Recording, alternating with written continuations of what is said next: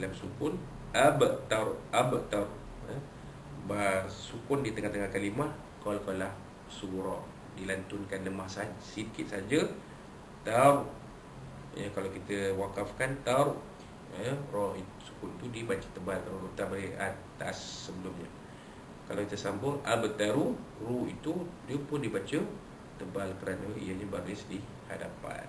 Wallahu a'lam. Kemudian kita lihat kepada terjemahan harfiah. Bismillahirrahmanirrahim. Inna, sesungguhnya kami, ini Allah SWT, a'tainaka, telah memberi kami ini kepadamu wahai Muhammad SAW, al-kautsar, kebaikan yang banyak. Ayat kedua, fasalli, iaitu maka sembahyanglah, li rabbika, kerana Tuhanmu, kerana Rabbi, Tuhan kamu wahai Muhammad, wa dan inhar, berkorbanlah,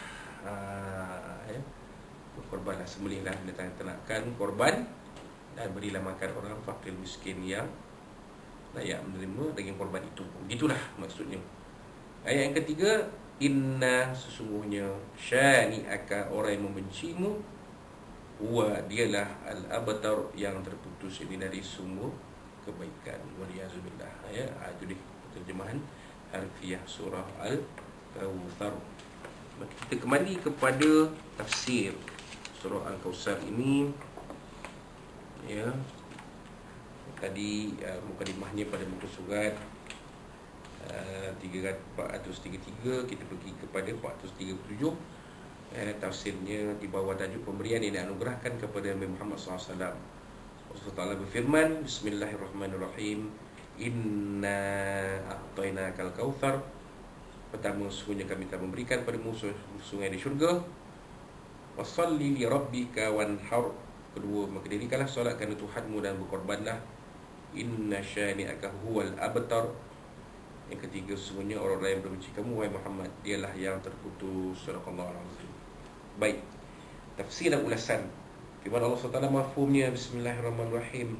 Inna a'tainakal kautsar, sesungguhnya kami telah memberikan kepadamu sebuah sungai di syurga.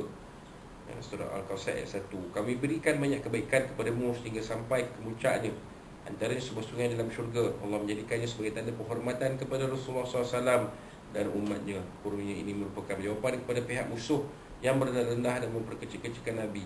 Sifat mulia dan anugerah ini membezakan baginda dengan sifat yang bertentangan, iaitu bakhil, kufur dan munafik yang ada pada orang kafir.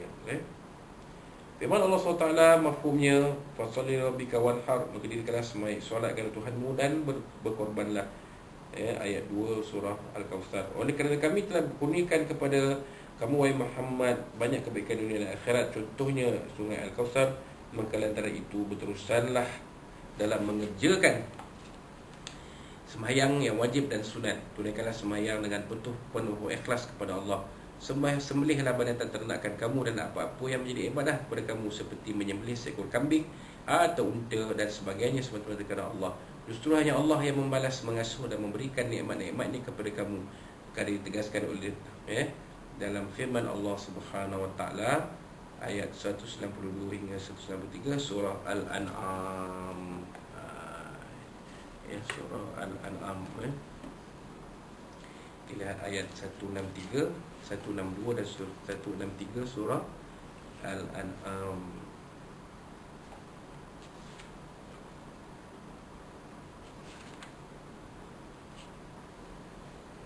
Itu dia tuan-tuan.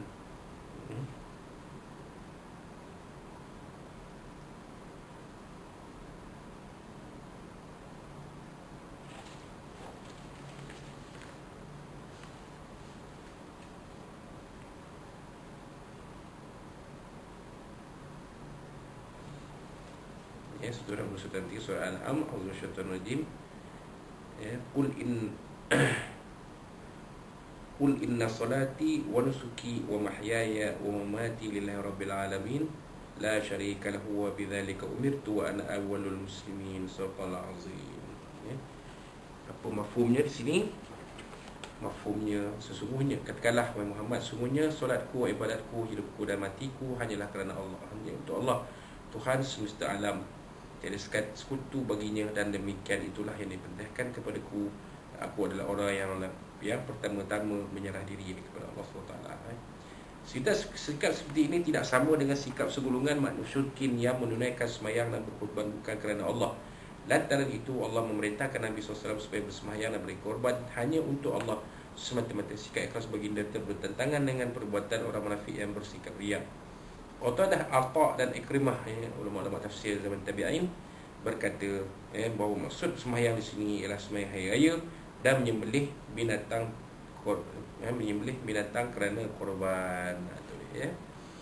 Ibnu Katsir berpendapat maksud sembelihan sebenarnya ialah menyembelih binatang kerana beribadah selaras dengan hadis Al-Barra ibnu Azib menurut Imam Al-Bukhari dan Muslim. Rasulullah SAW sembahyang hari raya kemudian baginda menyembelih binatang korban dan bersabda, man shalla salatana wa nasaka nusukana faqad asaba ilaik asaba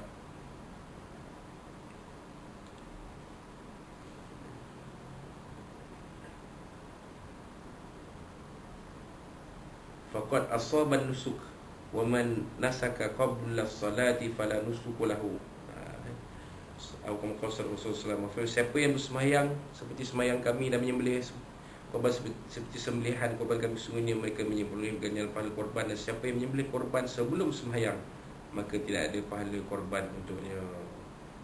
Lalu Abu Bardah dan bin Dinar bangun dan berkata, wahai Rasulullah, sesungguhnya aku telah menyembelih 2 ekor kambing sebelum mengerjakan sembahyang, dan aku mengetahui hari ini adalah hari orang gemarkan daging. Bagi Nabi berkata, kambing kamu itu adalah kambing daging, bukan korban. Beliau berkata, saya ada lagi seekor unta yang sangat saya sayang berbanding dengan 2 ekor kambing tadi. Sekiranya dia sembelih untuk korban, apakah ia boleh memenuhi tujuan korban untukku? Ia boleh memenuhi tujuan korban untuk dirimu sahaja dan tidak untuk orang lain selepas kamu. Itu tujuan Nabi SAW. Ibnu Jarir mentafsirkan ayat ini dengan berkata, pendapat yang tepat ialah pendapat yang mengatakan mana ayat tersebut ialah hendaklah kamu jadikan semua ibadah sembahyang dengan penuh ikhlas untuk Tuhan kamu dan bukannya untuk orang lain. Begitu juga binatang sembelihan, jadikanlah ia hanya untuk Allah sebagai tanda kesyukuran terhadap nikmat yang dikurniakan serta penghormatan dan kurnia kebaikan yang tidak ada tolak bandingnya dari Allah SWT kepada kamu, wahai Muhammad. Itulah suruhan Allah SWT kepada Nabi SAW, khususnya kepada kita untuk mengerjakan solat semata-mata kerana Allah dan berkorban pun semata-mata kerana Allah. Dan juga dalam ibadah korban ini berkorban dan korban hanya dilaksana selepas selesai sembahyang hari raya. Bermakna semua sembelihan sebelum sembahyang raya tidak dikatakan sebagai korban. Wallahu alam. Firman Allah SWT mafhumnya, inna sya'ni aka huwal abtar, surah Al-Azim, sungguhnya orang-orang yang membencimu wahai Muhammad ialah yang terputus. Ayat 3 surah Al-Kawthar, sungguhnya orang-orang yang membenci kamu wahai Muhammad dan benci kepada apa yang dibawa olehmu seperti hidayah, kebenaran, dalil yang pasti, cahaya yang terang, sebenarnya mereka lah yang terputus daripada kebaikan dunia dan akhirat, di mana mereka tidak meninggalkan apa-apa rakaman sejarah untuk diingati selepas kematiannya. Ini merupakan jawapan kepada dakwaan yang dikemukakan oleh setengah orang musyrikin seperti Al-As ibn Wa'il terhadap Nabi Muhammad SAW setelah kematian puterinya Abdullah. Sesungguhnya beliau terputus, ini bakanya. Ini juga adalah pendapat Abdullah bin Abbas saudara Umar, Muqatil, Al-Kalbi dan kebanyakan ahli tafsir. Orang yang abtar dari kalangan lelaki ialah orang yang tidak mempunyai anak lelaki. Abdullah bin Abbas dan Umar meriwayatkan bahawa ayat ini ditujukan kepada Abu Jahal. Pendek kata, pulangan paku buah keras Allah SWT ini ditujukan kepada orang-orang yang mengusir Nabi Muhammad SAW dari kalangan orang-orang yang disebut adalah sebab nuzul ayat, termasuk juga orang lain. Al-Hasan Al-Basri berkata, orang-orang musyrikin mengatakan maksud abtar itu ialah orang yang hajat dia tidak sampai gagal mencapai maksud. Sebab itu Allah SWT terangkan musuh baginda yang gagal mencapai maksud mereka. Abtar ni jelas ditujukan kepada mereka yang mencela dan mempersenda-senda Nabi SAW kerana kehilangan 2 orang putera kesayangan baginda. Sedang wahal putera Nabi SAW sampai hari ini masih ada dan dikenali. Bagaimana keturunan mereka? Langsung kami tak tahu kena pergi. Macam itulah. Wallahu a'lam. Maka akhir sekali dengan hidup dan hukum hakam.